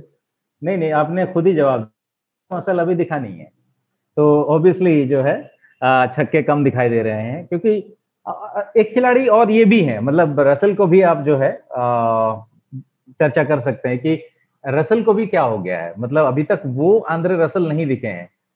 हम लोग जिस तरह से ब्रावो की बात कर रहे थे ना कि क्या हो गया उनको, कहाँ है वो, क्यों खोए से हैं, इनको ये इकबाल भाई इसमें ये देखें कि ऊपर उतारे, नीचे उतारे, बीच में उतारे, कहाँ उतारे, और रसल इसमें अपना प्रदर्शन गंवा चुके हैं। तो वो सारा कुछ कोलकाता का समीकरण गड़बड़ होता दिखा, लेकिन फिर भी ये टीम ऊपर टॉप 4 में है, तो ये निश्चित रूप से अच्छी बात। देखिए, मेरा ये मानना है विश्वन भाई कि आंद्रे रसल एक ऐसा खिलाड़ी है, और टीम मैनेजमेंट ने भी शायद जब उनको खरीदा या जब रोल उनको असाइन किया होगा, तो उनको ये नहीं कहा होगा कि मैं आपको ऊपर खिलाऊंगा या नीचे खिलाऊंगा। आंद्रे रसल एक ऐसे खिलाड़ी हैं, अगर 4 गेंदें भी बची हैं तो वो 4 गेंदों पे भी वो इम्पैक्ट आंद्रे रसल वाला नजर आना चाहिए। वो 14 ओवर भी अगर बैटिंग कर रहे हैं तो भी वो इम्पैक्ट आंद्रे रसल वाला आना चाहिए। ये ऐसे खिलाड़ी हैं, रसल का नाम ऐसे खिलाड़ियों में शामिल है जो मैच को संवारता नहीं है, मैच जिताता है। तो संवारने की बात, वहां पर थोड़ा नियंत्रण रखने की बात, मैच को आगे बढ़ाने की बात, ये रसल से आप नहीं उम्मीद कर सकते। उनको तो जाइए और कहिए कि मारो, लगाओ और जिताओ, वो खिलाड़ी है वो। अच्छा, कुल मिला के ये लगता है ना मुझे कि अब ऐसा मौका आ गया है कि हम लोग थोड़ा बहुत प्रिडिक्ट करना शुरू कर सकते हैं कि कौन सी टीमें टॉप 4 में दिखेंगी आगे चल के। मुझे लगता है कि आप लोग भी बताइएगा, मुझे लगता है कि एक मुंबई और दिल्ली, ये दोनों बहुत आगे जाएंगी, हो सकता है फाइनल इन दोनों के बीच हो जाए। एकदम सही, एकदम सही। इस आईपीएल की सबसे दो मजबूत और सबसे अगर ये कहूं तो गलत नहीं होगा कि सबसे कंप्लीट टीमें जो हैं वो मुंबई इंडियंस और दिल्ली डेयरडेविल्स हैं, क्योंकि बॉलिंग वाइज भी देखिए, बैटिंग वाइज देखिए, फील्डिंग थोड़ा सा 20 रखूंगा मैं दिल्ली को मुंबई के मुकाबले, लेकिन जब पोलार्ड और पांड्या जैसे हैं तो फिर बड़ा मुश्किल हो जाता 19-20 करार देना। तो दोनों की जो टीम है बहुत कंप्लीट टीम है। तो ये दो तो बिल्कुल सही है कि अगर वैसा कोई इत्तेफाक हो जाए या हकीकत बन जाए कि फाइनल इन दोनों के बीच हो जाए, तो फिर मुझे लगता है कि 2020 में जो अभी तक हम बुरी बुरी चीजें देख रहे हैं या सुन रहे हैं, मुझे लगता है कि एक ट्रीट टू वॉच होगा वो फाइनल। हाँ, इधर रबाडा उधर बुमराह, और रबाडा बाजी मार ले जाएंगे।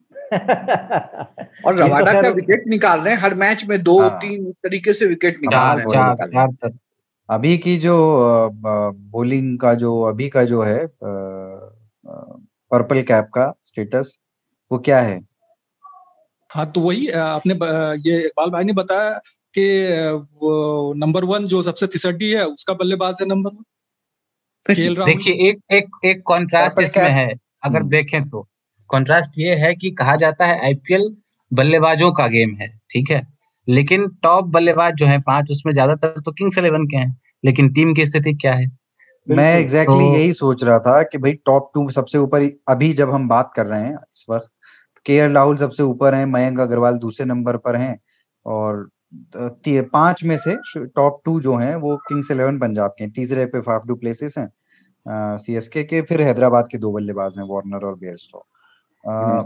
ये चारों टीमें नीचे से 4 में हैं। इन चारों टीमों की हालत बहुत खराब है। कुलदीप, यही मैं कह रहा था कि 2-3 खिलाड़ी अगर रन बनाते हैं, ये जो अंक नहीं बल्कि रन टैली है, हाईएस्ट रन गेटर वाली, तो उसमें ये दर्शाती है, ये बात अपने आप में साबित हो जाती है कि 2-3 खिलाड़ी अगर आपके लिए रन कर रहे हैं ना, तो आपकी टीम नहीं कंसिस्टेंट रहने वाली है या जीतने वाली है।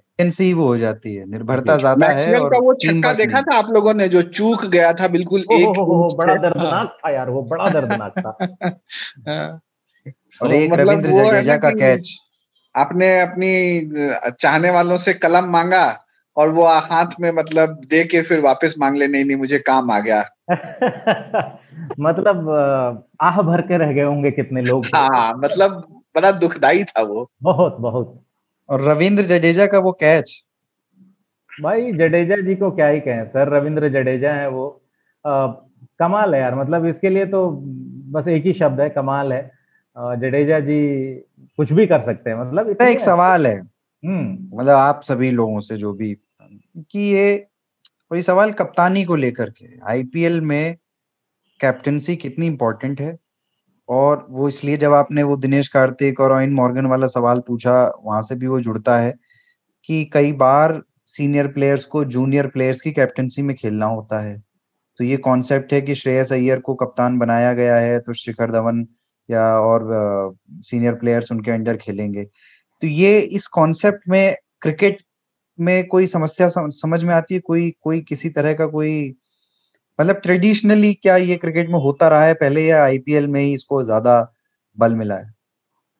नहीं, देखिए मुझे लगता है कि ये चीजें पहले से भी चलती चली आ रही हैं, और आईपीएल ने बिल्कुल इसको थोड़ा सा ज्यादा जोर शोर से आगे बढ़ाया है। और दिक्कत नहीं आनी चाहिए कुलदीप, किसी को दिक्कत नहीं आनी चाहिए, और ना ही किसी को दिक्कत आई है। क्योंकि देखिए टीम मैनेजमेंट डिसाइड करता है कि कौन खिलाड़ी इस टीम को लीड करने के लिए सबसे उपयुक्त है। और सबसे बड़ी बात यह कि आगे लॉन्ग रन में, एक सीजन की बात नहीं हो रही होती, यहाँ पर लॉन्ग रन में इन्वेस्ट करना चाहती हैं टीमें कि हाँ भाई ये खिलाड़ी है, ये मेरा कप्तान है, ये आगे तक जाएगा। तो उस तरह से टीमें कप्तान बना रही हैं। तो मुझे नहीं लगता सीनियर जूनियर वाला कोई इतना बड़ा फैक्टर कोई आना चाहिए, और ना ही मेरी नजर में तो अभी तक कोई वैसा विवाद होता हुआ या कुछ ऐसी सिर्फ विवाद के एंगल से मैं नहीं कह रहा हूं, मैं मतलब एक खेल की समझ और लीडरशिप स्किल के स्तर से भी पूछ रहा हूं।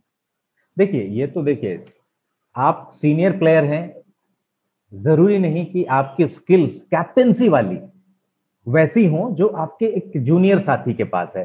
तो ये तो बात माननी पड़ेगी कि अगर ये कैप्टेंसी वाली जो स्किल है वो एक अलग चीज है, और आप सीनियर प्लेयर हैं, एक अच्छे प्लेयर हैं, एक स्टैब्लिश प्लेयर हैं, ये बात एक अलग है। जरूरी नहीं कि आप एक सीनियर प्लेयर हैं, स्टैब्लिश प्लेयर हैं तो आप एक अच्छे कप्तान भी होंगे। कुलदीप भाई, इसमें मैं कहना चाहूंगा कि बॉडी लैंग्वेज सबसे बड़ी बात है।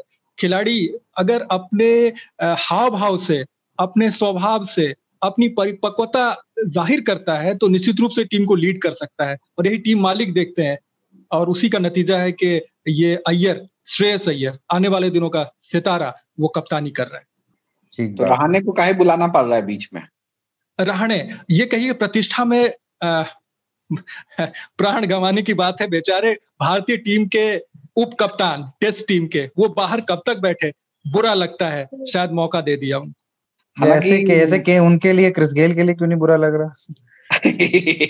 हाँ, उन्हें उतारने की कोशिश की जा रही है, लेकिन फूड पॉइजनिंग, फिर हॉस्पिटल में वो एडमिट, ये सारी चीजें तो ये बात भी है। हॉस्पिटल की तो फोटो देख के लगती नहीं है कि वो थोड़ा सा भी अपने ना खेलने से निराश है। हाँ, वो तो एंजॉय करने वाला आदमी है हमेशा। ये क्रिकेटर नहीं है, ये क्रिकेटर नहीं, बार बार मैं कह रहा था, क्रिकेटर नहीं है, ये एंटरटेनर है, एंटरटेन करते हैं आपका। बताइए, मतलब गजब है। इनमें वो क्रिकेट वाली गंभीरता नहीं है। ये खेलते हैं अपने लिए, अपनी पसंद से, और अपने चाहने वालों को मजा देते हैं।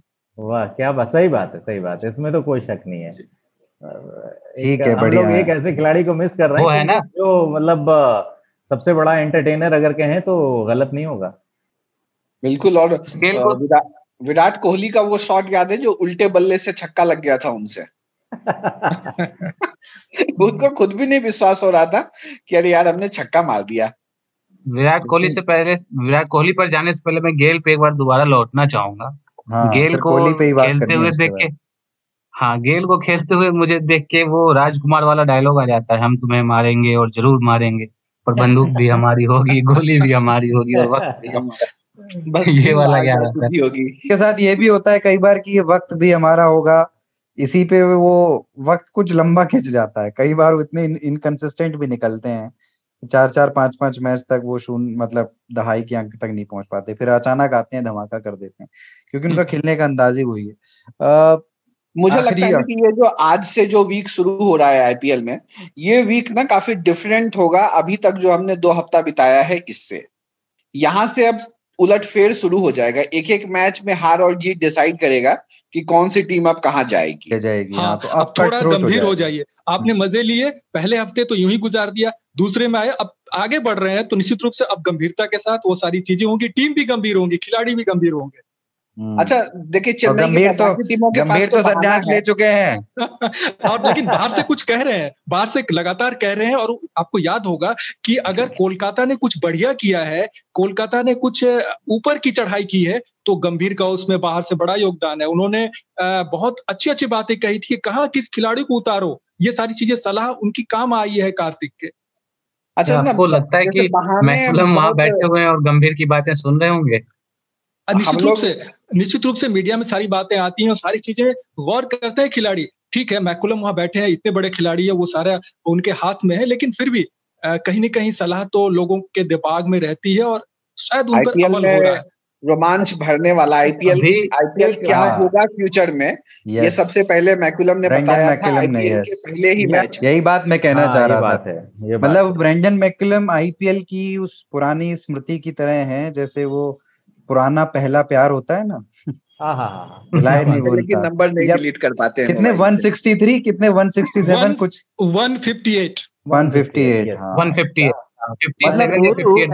चिन्नस्वामी स्टेडियम, क्या मैच था यार वो ऐसा लगता, मतलब तब मुझे लगा कि क्रिकेट में यार, क्रिकेट वही उसी को खेलना ही चाहिए जिसके ये कलाइयों के पीछे वाला हाथ का जो हिस्सा होता है, ये ऐसा स्ट्रांग हो कि यार, मतलब एक पारी ने आईपीएल को आईपीएल बना दिया, ये बात मान के चलिए। अगर वही पारी 2, 3, 4 मैच बाद आती आईपीएल में, तो शायद वो इम्पैक्ट ना होता जो इम्पैक्ट फर्स्ट पहले मैच में आता है, वो अलग ही था। मैकुलम के बैटिंग की बात हो रही है, उनके कोचिंग की भी बात कर लें। अभी कैरेबियन प्रीमियर लीग में भी वो इनकी जो नाइट राइडर्स की वो जो फ्रेंचाइज है, उसके भी कोच हैं, और वहां उनकी टीम पूरे टूर्नामेंट में, हाँ, पूरे टूर्नामेंट में एक भी मैच नहीं हारी। पोलार्ड उसके कैप्टन थे उस टीम के, और एक भी मैच नहीं हारी। थ्रू आउट द मतलब फाइनल तक शुरू से लेके। बिल्कुल बिल्कुल बिल्कुल यार अच्छा, ये तो एक चीज सही मैं एंगल है, अपने मतलब नई पता तरफ चला में हम इस नायक डिबेट कहीं को और खोज रहे हों और नायक ड्रेसिंग टेबल के उधर बैठा है। अच्छा, सही बात है, कोचिंग पे बात होनी चाहिए भाई। और नई कोचिंग नई डायरेक्शन में थोड़ा सा डिबेट तो को ले जाते हैं कि चूंकि आईपीएल दुबई में हो रहा है तो सब टीमों के पास एक थोड़ा सा बहाना है कि अच्छा बहुत गर्मी है, टेम्परेचर इतना होता है। चेन्नई को ये बहाना नहीं सूट करेगा, वो ऑलरेडी वैसे इन्वायरमेंट में रहती है। चेन्नई में भी उतनी गर्मी, समंदर किनारे, और लगातार नहीं, ये हारी तो रही है। लेकिन चेन्नई वहाँ के का कितने मौसम। प्लेयर्स हैं वहां, ये भी बात है ना। चेन्नई के लोकल प्लेयर्स कितने हैं, सब तो बाहर से आए हुए हैं। हाँ, ये कह लीजिए कि पहले चेन्नई मुरली में विजय खेलने है, मुरली की विजय। आदि। तो इसमें अब ये तो ठीक है, मौसम वगैरह की बात हो गई, पर मौसम बनाया है अब पिछले 2-3-4 मैचों में विराट कोहली ने। शुरू में लग रहा था कि विराट कोहली चल नहीं रहे हैं और एक थोड़ा सा जो अपना रंग है उसमें नजर नहीं आ रहे हैं। फिर वो 70 से ज्यादा रन एक और मैच में बनाए थे, अभी 90 रन बना दिए। और जिस तरीके से बनाए वो ज्यादा महत्वपूर्ण है, मतलब जो उनकी इनिंग बिल्ड करने का जो अंदाज होता है ना, जिसमें वो स्लो इनिंग्स बिल्ड करते हैं, 30 पे 34 टाइप रन बनाते हैं और अगली 22 इस गेंद तरह से 60 रन। बनाई वो तो इम्पोर्टेंट है, जिनकी प्रेजेंस में बनाई वो भी बहुत इम्पोर्टेंट है। वही कह रहा हूँ कि 22 बॉलों आप पे। क्या कहना चाह रहे हैं? सुनील गावस्कर को करारा जवाब हाँ दिया है। एग्जैक्टली, वही। गावस्कर पार्ट 2 करना चाह रहे हैं क्या? हाँ वो थोड़ा सीरियसली बात करें तो मैं पर्सनली अपनी बात करूंगा। विराट कोहली को जब मैंने खेलते हुए देखा शुरुआती मैचेस में, तो ऑब्वियसली हम ये स्पेकुलेट कर रहे थे कि यार लॉकडाउन था, सब अपने अपने घरों में फ्लैट्स में बंद थे, न जाने 6 महीने 7 महीने के बाद मैदान पे उतरेंगे तो वो क्या सेम प्लेयर रहेंगे या नहीं रहेंगे, कितनी मुश्किलें आएंगी। और विराट कोहली को देख करके 2-3 मैचेस में ना थोड़ा सा डर सा लगने लगा था कि जिस तरीके से वो कैचेस ड्रॉप कर रहे थे और फील्डिंग उनसे मिस हो रही थी। एज अ बैट्समैन भी कि क्या विराट कोहली जैसा एक खिलाड़ी यहां से नीचे तो नहीं चला जाएगा अब धीरे धीरे, क्योंकि एक लय जब आपकी बिगड़ती है, जब आप एक ब्रेक से आते हैं तो ऑब्वियसली थोड़ा वक्त लगता है और मुश्किल भी होता है। लेकिन विराट कोहली तो विराट कोहली हैं, उन्होंने प्रूव किया, बहुत ही अमेजिंग, बहुत बढ़िया अब खेलने लगे हैं और अब लगने लगा है कि हाँ कुछ नहीं हुआ है हमारे चीकू को। वही, और वो जो बात है ना कि वो क्या उनकी इनिंग्स को जिस तरह से वो बिल्ड करते हैं ना, मुझे सबसे ज्यादा मजा वो देखने में आता है। वो कभी आपको नहीं लगेगा कि गेंद को वो ब्लॉक कर रहे हैं, स्ट्रगल कर रहे हैं, उन्होंने ज्यादा गेंदें बर्बाद कर दी, पहली बात। दूसरा, कभी आपको नहीं लगेगा कि ये जबरदस्ती का स्लॉक कर रहे हैं, उठा उठा के मार रहे हैं कहीं भी, जिसको हम अपनी तरफ खेलते हैं तो कहते हैं अंधी लपेट रहे हैं, और वो काम नहीं, वो नहीं विराट कोहली करते के उठा साथ करके कहीं भी वो। लेकिन एक प्लस इसके पॉइंट ये भी बावजूद है कि आपको ये लगता है कि स्ट्राइक रेट उनका अभी तो नॉर्मल था और ये अभी 15 गेंदें निकली और ये स्ट्राइक रेट एकदम शूट अप कर गया। और उनके साथ जो प्लेयर्स होते हैं पिच पे, डिविलियर्स हो या और भी प्लेयर्स हैं, वो लगातार साथ देते रहते हैं विराट कोहली का कि अच्छा आपको अगर टाइम लग रहा है तो मैं दूसरी तरफ से देख रहा हूं, और वो उसका बहुत अच्छा फायदा उठाते हैं विराट कोहली। विराट कोहली का अगर के उस इनिंग की बात करें जिसमें उन्होंने 90 रन बनाए थे, ठीक है, तो जिस आदमी ने उनकी पारी नहीं देखी हो और बाद में स्कोर कार्ड चेक करे तो उसमें दिखेगा सिर्फ 4 चौके और 4 छक्के ही तो लगाए हैं। लेकिन जब देखा इतने कम गेंदों में कैसे बना पाए ये, तो वो होता है कि हाँ जो उनकी जो कैपेबिलिटी है इनिंग्स को बिल्ड करने की, एक के जगह 2 भागने की, और फिटनेस तो उनका लाजवाब है, इसमें कोई दो राय नहीं है। तो इसीलिए Virat Kohli modern greatest player में आते हैं। इनफैक्ट वो जिसको कहते हैं ना मॉडर्न इंडियन बैटिंग जो है, उसका अगर जिसको कहें कि टॉर्च लेकर के कौन आगे चल रहा है उसमें, और जो यंगस्टर्स जिसको देखते हैं, देख के सीखते हैं कि इनिंग्स को बिल्ड कैसे करें, लंबी इनिंग्स कैसे बनाएं, और 50 के बाद कैसे खेलना है और 70 के बाद किस तरह से खेलना है, वो एक विराट कोहली उसके लिए एक बड़ी मतलब बहुत सही मिसाल लगता है। विराट जैसे खिलाड़ी की प्रशंसा ना हो क्योंकि उसने फॉर्म में वापसी की और न्यूजीलैंड दौरा जो पिछला भारत ने किया था वहां पर विराट बल्ले से असफल रहे थे, कप्तानी भी उनकी असफलता के भंवर में फंस गई थी, तो निश्चित रूप से अब उनकी फॉर्म वापस आई है तो सराहना होनी चाहिए। ठीक बात है। तो इस बार जो ये और वो विराट वाली इनिंग्स में याद आया कि जिस तरीके से उन्होंने शुभम दुबे को दौड़ाया था बहुत दौड़ाया ये काम आपको, ये एक तो विराट बहुत अच्छे तेज रन भागते हैं, और एक महेंद्र सिंह धोनी जो जमाने मतलब जमाना मतलब बहुत अभी समय नहीं हुआ है, लेकिन जब वो भागा करते थे और मैंने मुझे याद नहीं आ रहा वो मैच कौन सा था, लेकिन वो देखा कि उन्होंने 1 ओवर की 4 गेंदें सेम जगह पर डाली। स्पिनर कोई गेंदबाज था और फील्डर सेम जगह पे था। अब आप सोचिए कि वो डबल के लिए वो जगह थी नहीं, फील्डर था, लेकिन वो गेंद को मारने की गति इस तरह की थी कि वो बहुत तेज गोली की रफ्तार से वो गेंद फील्डर तक जाती नहीं थी। तो वो जो कैलकुलेशन है ना कि जब तक गेंदबाज फील्डर पकड़ेगा और पकड़ के थ्रो करेगा तब तक हो जाएगा, वो उन्होंने 1 ओवर में 4 बार किया। तो आप सोचिए जो फील्डर है और जो बॉलर है उसके लिए कितना फ्रस्ट्रेशन है। पहली बार होने के बाद फील्डर भी तैयार रहता है ना कि अब की बार आए तो बताऊंगा, वो ज्यादा तैयार है, थोड़ा आगे बढ़ के बैठा है। इसके बावजूद वो 1 ओवर में 4 बार डबल लेकर के भागी। ये धोनी ही कर सकते थे। एक चीज और भी है इसमें, मान लीजिए हम लोग जिस गली मोहल्ले में क्रिकेट खेलते हैं तो साथ में खेलने वाले हो या पोजीशन के जो बंदे जानते हैं इसमें कौन सा फील्डर अच्छा है कौन सा नहीं है। तो ये उन लोगों को भी पता होता है, वो ऐसे फील्डर जो मतलब औसत फील्डर हैं उन पर दबाव डालते हैं और 2 रन चुरा लेते हैं। तो ये सब है, महीन बातें हैं, काफी चलती है वहां भी, इंटरनेशनल में भी यही है, बेसिक्स तो यही है ना। इस तरह के खिलाड़ी को जो बॉल छोड़ता है उसको हम लोग विकेट कीपर के पीछे लगाया करते थे, बाउंड्री पे चले जाओ, विकेट कीपर से बॉल पकड़ना, थर्ड मैन पे जाओ। ठीक है, खैर आज हम लोगों ने सभी टीमों पे बात कर ली। अब लास्ट में हैदराबाद छूट रहा है, आज हैदराबाद का जिक्र नहीं हुआ। हैदराबाद पोजीशन पर है, शुरू से ही समस्या है विश्व मोहन जी, मतलब बहुत खराब भी नहीं पर बहुत अच्छा भी नहीं। एक बार शायद जीते आईपीएल।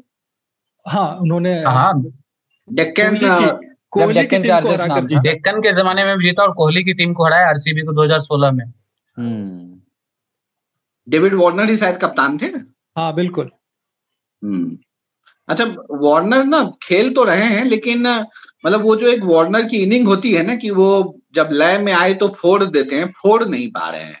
खेल रहे हैं ऐसी बात नहीं। देखिए वार्नर और बेयरस्टॉ पे तो पूरी टीम निर्भर है, वही टॉप 5 बैट्समैन में है।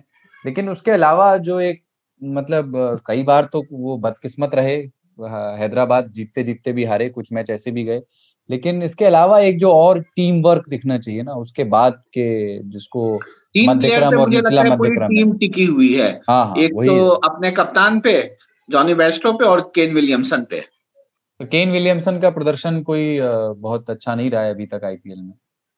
लेकिन केन विलियमसन लीडर अच्छे हैं, कैप्टन अच्छे हैं और ओडीआई में अच्छा खेलते हैं, लेकिन टी20 वो बैट्समैन है नहीं उस हिसाब से। काल्पनिक खेल में अलग बात है। केशव, मैं इस बात से इत्तेफाक नहीं रखूंगा कि टी20 के अच्छे बैट्समैन नहीं है केन विलियमसन। देखिए यही चीज है ना कि केन विलियमसन एक सीजन ऐसा था जब हाईएस्ट रन गेटर थे वो कैप्टेंसी करते हुए, वो इसलिए क्योंकि वो ऊपर खेलने के लिए आ रहे थे, ओपन कर रहे थे, आई गेस, यस ओपन कर रहे थे। तो ये कुछ खिलाड़ी ऐसे होते हैं ना कि जिनका बैटिंग ऑर्डर बहुत कुछ मायने रखता है और बहुत डिफाइन करता है आगे की वो किस तरह प्रदर्शन करेगा। और एक और चीज ऐड करता चलूं कि जैसे जैसे आईपीएल आगे बढ़ेगा ना तो यूएई के पिचेस में केन विलियमसन एक बहुत ही वाइटल रोल प्ले कर सकते हैं हैदराबाद के लिए। और इकबाल भाई आपने देखा होगा कि उन्होंने प्रदर्शन किया है निश्चित रूप से इस आईपीएल में भी। पिछले ही मैच को देख लीजिए ना, अंतिम ओवरों में उन्होंने छक्के लगाए हैं। तो ये शीर्ष क्रम का बल्लेबाज जो ऊपर आता है, निचले क्रम पे आता है तो वो उस समय भी परफॉर्म कर दिखाता है। तो उन्होंने कुछ ऐसे परफॉर्मेंस के जरिए चौंकाया जरूर है, लेकिन बढ़िया खेल रहे हैं। देखिए एक चीज है, क्रिकेट में कहा जाता है ना, form is temporary, class is permanent. तो क्लास है विलियमसन के पास और किसी भी खिलाड़ी के पास, वो द्रविड़ हैं या विलियमसन हो, तो उनके पास जिस खिलाड़ी के पास क्लास होता है ना वो हर गेम खेल लेता है। लेकिन एक चीज कहा जाता है कि वो टी20 मूड के बैट्समैन नहीं है, जो राहुल द्रविड़ भी नहीं थे। राहुल द्रविड़ बेशक 22 गेंदों में उन्होंने 50 लगाई हुई है वनडे में खेलते हुए, लेकिन वो टी20 मूड के प्लेयर नहीं है। मेरा यही पॉइंट था। माइकल क्लार्क को देख लीजिए, कितने शानदार बैट्समैन थे लेकिन टी20 में सक्सेसफुल नहीं हो पाए। अच्छा, कई बार क्या होता है ना कि हम देखने वाले भी ना बहुत कुछ जो है अपनी अपनी एक सोच बनाते हैं। केशव की बात से मैं पूर्णतया जो है विश्वास रखता हूं और बिल्कुल सहमति जताता हूं। लेकिन इसमें हमारी भी सोच कहीं ना कहीं आती है केशव कि हम लोग भी किस तरह से एक खिलाड़ी को देखते हैं। Kane Williamson okay test match player, लेकिन हम जब हार्दिक पांड्या को देखते हैं, पोलार्ड को देखते हैं, अच्छा पोलार्ड टी20 स्पेशलिस्ट, लेकिन कहीं ना कहीं वो दोनों में काम कर सकते हैं केन विलियमसन। हाँ बिल्कुल बिल्कुल। और ऐसे में आप बताएं कि यही नजरिया खा गया चेतेश्वर पुजारा। बिल्कुल खा गया। बेचारे घर में हमारी तरह बैठ के देख रहे होंगे आईपीएल। हाँ, मनोज तिवारी को क्यों नहीं कोई खरीदता है? हमसे बेहतर देख रहे होंगे। मनोज, देखिए ऐसा है, मनोज तिवारी पर मुझे कुछ कहना है। मनोज तिवारी गाते अच्छा है नहीं के साथ समस्या ये है कि अब उनका समय जो है राजनीति में भी और क्रिकेट में भी समाप्त हो गया है। अच्छा नहीं चल रहा है। तो मतलब वो ऐसा है कि दोनों ही के साथ ये है कि उनकी कर्म भूमि कहीं और थी और प्रदर्शन वो कहीं और करने गए, और ठीक प्रदर्शन भी किया उन्होंने और बहुत उम्मीदें भी थी। और लेकिन ये कि जिसको कहते हैं कि मतलब मैं इसमें कोई मतलब इसमें बहुत स्पष्ट है कि आप उनके परफॉर्मेंस को भी देखें तो कोई बहुत आउटस्टैंडिंग परफॉर्मेंस रहा नहीं मनोज तिवारी का। करेक्ट, ठीक है। मनोज तिवारी के साथ ये है, जब पहली बार शायद पिछले साल भी उनका वो नहीं हुआ था, ऑप्शन में बिके नहीं थे, तो उनका एक ट्वीट मुझे याद आता है कि उन्होंने बताया इससे पहले सीजन में, मतलब जिस बार नहीं बिके उससे पहले सीजन में 60 ट्रॉफीज उन्होंने अपने फोटो करके डाले कि मतलब फोटो खींच कर डाला उन्होंने कि देखो ये पिछले सीजन में मुझे 60 ट्रॉफीज मिले थे, स्टाइलिश प्लेयर और क्या क्या मिलते रहते हैं उसके। तो मैं इतना तो यूजलेस नहीं हो गया कि अगले सीजन में खेल ही ना पाऊं, कोई खरीद ही ना सके। तो थोड़ी सी हमदर्दी है। मुझे लगता है मनोज तिवारी थोड़े मुंहफट से हैं, बोल देते हैं कुछ भी, इसलिए वो उनका ज्यादा नुकसान हो जाता है। हाँ, वो तो क्रिकेट पॉलिटिक्स हो सकती है जिसके बारे में हम अवेयर ना हो, जिसके बारे में विश्व मोहन और इकबाल जी जानते, यहाँ बोल नहीं सकते हो, लेकिन वो अपन उस पर बात करें। एक वो मुंहफट वाली बात से वो 3D चश्मे वाली बात भी मुझे याद आई। हाँ। और मैं 3D चश्मे से राइडू के प्रदर्शन को भी देख रहा हूँ। 3D ये चश्मा 3D ये सारी बातें वर्ल्ड कप के समय में छा गई थी, सुर्खियां बनी थी। लेकिन देखिए तो वो 3D जो प्लेयर थे उनको हैदराबाद खिला नहीं रही है। राइडू तो खेल रहे हैं फिर भी। बिल्कुल। और वैसे ये है कि विजय शंकर ऐसा पहले भी कुछ खिलाड़ियों के साथ हुआ है, बहुत उम्मीदों के साथ आए थे और ऐसा लगा कि एक ऑलराउंडर है जो जिसके बारे में वो एक शब्द होता है ना, वर्क हॉर्स है, मतलब अपना काम कर जाएगा, है ना, 4 ओवर फेंक देगा इतने के रेट से और 20 गेंदें मिल गई तो इतने रन बना देगा। लेकिन वो विजय शंकर पे या तो उम्मीदों का बोझ था या जो कह लीजिए वो उस तरह से जो है वो उस बोझ को संभाल नहीं पाए। उनका ना प्रदर्शन में वो दिखा, और बहुत तेजी से उनका जितनी तेजी से अचानक नाम वर्ल्ड कप की टीम में आया, जिसके लिए लोग सालों साल तैयारियां करते हैं, उनका नाम आया और बहुत तेजी से उतना ही उनका ऐसा लगा कि पतन भी हो रहा है, उतनी ही वो दूर चमक दमक से जाते जा रहे हैं। पिछले हफ्ते आईपीएल में जो एक चीज घटा, अगर उसकी बात ना करें तो ये पूरी बातचीत बेमानी हो जाएगी। वो है मांकड़िंग। अश्विन ने एरन फिंच को मतलब छोड़ दिया चेतावनी देकर के, मतलब चाहते तो कर सकते थे, और बाकायदा इसके बाद उन्होंने ट्वीट भी किया कि ये मेरी पहली और आखिरी चेतावनी है और कि अगली बार से मैं छोड़ूंगा नहीं। पोंटिंग ने मना कर रखा है। हाँ, तो उन्होंने पोंटिंग को टैग करते हुए लिखा था और उसी में फिंच को भी किया था कि फिंच हमारे दोस्त है, लेकिन ये हमारी चेतावनी है कि अगली बार से। तो नीचे एक कमेंट भी आया था ट्विटर के जो ये वाले संवाद के नीचे एक कमेंट भी आया था। हाँ क्या? हाँ, उस ट्वीट के नीचे एक कमेंट भी आया था, किसी ने लिखा कि सभी जो बैट्समैन है वो तो सोशल मीडिया पे है नहीं, आप ये मेक श्योर करें कि वो उन सबको ये चीज आपकी जो चेतावनी है उन सब तक पहुंच जाए। तो अश्विन ने कहा उसका रिप्लाई करते हुए कि ये बैट्समैनों के लिए नहीं है, ये उन संरक्षकों के लिए है जो स्पिरिट ऑफ द गेम के जो संरक्षक बने होते हैं कि हम स्पिरिट ऑफ द गेम को जिंदा रखना है, उनके लिए ये चेतावनी है। तो एक लंबी बहस हो सकती है इस पे, मांकड़िंग पे पूरे बिल्कुल होनी चाहिए, और वो बड़ा मीम्स उसके वायरल हुए थे और लोगों ने चुटकुले बना दिए उस पे। लेकिन क्या ऐसा होता है, मतलब आप क्या मतलब पहली बार में वार्निंग देके छोड़ सकते हैं? मतलब ये स्पिरिट ऑफ द गेम के नजरिए से ही ये इस एग्जाम्पल को कैसे देखा जाए? यार मैं तो मतलब मेरा ये मानना है, मैं होता तो आउट कर देता। एग्जैक्टली, मतलब वही है, अगर कोई रूल है तो है, इसमें स्पिरिट क्या? अगर क्रिकेट की स्पिरिट जो है वो इससे धूमिल होती है या क्रिकेट जो जेंटलमैन्स गेम है उसको कहीं धक्का लगता है तो हटा दो ना ये कानून, ये रूल हटा दो, खत्म। जेंटलमैन्स गेम जो है वो बैट्समैन कहाँ फॉलो कर रहा है, वो तो तोड़ रहा है उस नियम को, वो पहले ही क्रीज से बाहर निकल जा रहा है अपने एडवांटेज के लिए, स्विच हिट कर ले रहा है वो तो। नहीं, ये तो चलिए खैर, ये इम्प्रोवाइजेशन की बात आई तो इस तरह से हजारों बातें निकल आएंगी कि ये भी हो रहा है वो भी हो रहा है, लेकिन सवाल ये है कि अगर ये कानून की किताब में है तो फिर है तो है। हाँ बिल्कुल, कानून कहता है कि हाँ ऐसा है तो फिर क्यों नहीं आउट हो। लेकिन हाँ, एक बात जो बहुत बढ़िया कि उन्होंने, अश्विन ने पोंटिंग की लाज रख ली उन्होंने। हाँ ये बात तो है, ये बात तो है, कोच की बात जो है उन्होंने मान ली और सही कह रहे हैं, सम्मान दे दिया कोच को। हाँ, अब इसके बाद अगर करते हैं तो अब उनसे कोई नहीं कहेगा, तब वो कहेंगे कि हाँ मैंने तो पहले ही कह दिया था, अब तुमने बाहर खुद को रखा तो मैं क्या करूं। ठीक है, तो इसके पीछे जो लॉजिक भी है ना, इसके पीछे अश्विन का एक लॉजिक भी है, वो बहुत ही दिलचस्प लॉजिक है। उनका कहना है कि ये मांगरिंग जो है, इसका लोग इस चश्मे से देखते हैं कि हम उनका रन रोक रहे हैं, उन्हें रन लेने का मतलब होता है ना कि बैकअप करते हैं, इधर से नॉन स्ट्राइकर वाले निकल के तो एक जल्दी से रन भाग लेते हैं। तो अश्विन बोलते हैं नहीं, ये सिर्फ इतना ही नहीं है, अगर मान लो वो रन नहीं होता है तो जो बैट्समैन स्ट्राइक पे है उसका तो डॉट बॉल हो गया, उससे रन नहीं लगा तो उस पर एक साइकोलॉजिकल प्रेशर आ जाता है, और ऐसे ही एक दो डॉट बॉल खिलाए तो उस पर प्रेशर रहता है और संभावना रहती है कि वो आउट भी हो जाए, लेकिन इस रन की वजह से वो वापस इधर आ जाता है नॉन स्ट्राइकर पे, तो हो सकता है कि वो बच जाए और उसका कॉन्फिडेंस जो है वो लूज ना हो, क्योंकि रन तो आ गए। तो ये बड़ा ही दिलचस्प लॉजिक मुझे लगा। इस बात में तो दम है, पर है तो है। है तो है। सच को मैंने सच कहा, जब कह दिया तो कह दिया, अब जमाने क्या बात के हिमाकत है तो है। बिल्कुल। तो ठीक है, आज की चर्चा बढ़िया रही, और ये दूसरा एपिसोड था आईपीएल की टेंटे का। आईपीएल की टेंटे का तीसरा एपिसोड अगले हफ्ते सोमवार को आएगा। हर सोमवार को हम आईपीएल की टेंटे करते हैं रिकॉर्ड, और अब तो इकबाल भाई भी जुड़ गए हमारे साथ, तो और भी मजा आता है करने में। सुनिएगा, सुनकर बताइएगा कि आपको इसमें क्या अच्छा लगा, क्या अच्छा नहीं लगा, ये भी बताइएगा, ताकि थोड़ा हम सुधार कर पाएं। किन टॉपिक्स पे बात करनी चाहिए, ये सबसे महत्वपूर्ण बात है। आप हमें अगर सुझाएं लिख करके कि इस टॉपिक पर बात करिए, थोड़ा मजा आएगा। वो अपनी रुचि के विषय जो हैं वो भी आप हमें बता सकते हैं। कैसे बताएंगे? सबसे आसान तरीका ये है कि आप हमें ईमेल कर दीजिए radio@aajtak.com पर। ये हमारा ईमेल आईडी है, radio@aajtak.com।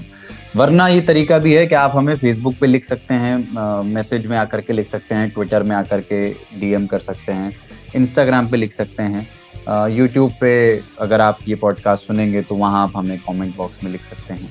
ये सारे तरीके तो हैं ही। ईमेल करेंगे तो हमें थोड़ा पहले दिख जाएगा। तो ये कैसा लगा आपको, हमें बताइएगा। अगले हफ्ते फिर मुलाकात होगी। कुलदीप मिश्र मेरा नाम है, बाकी सबका नाम आप जानते हैं।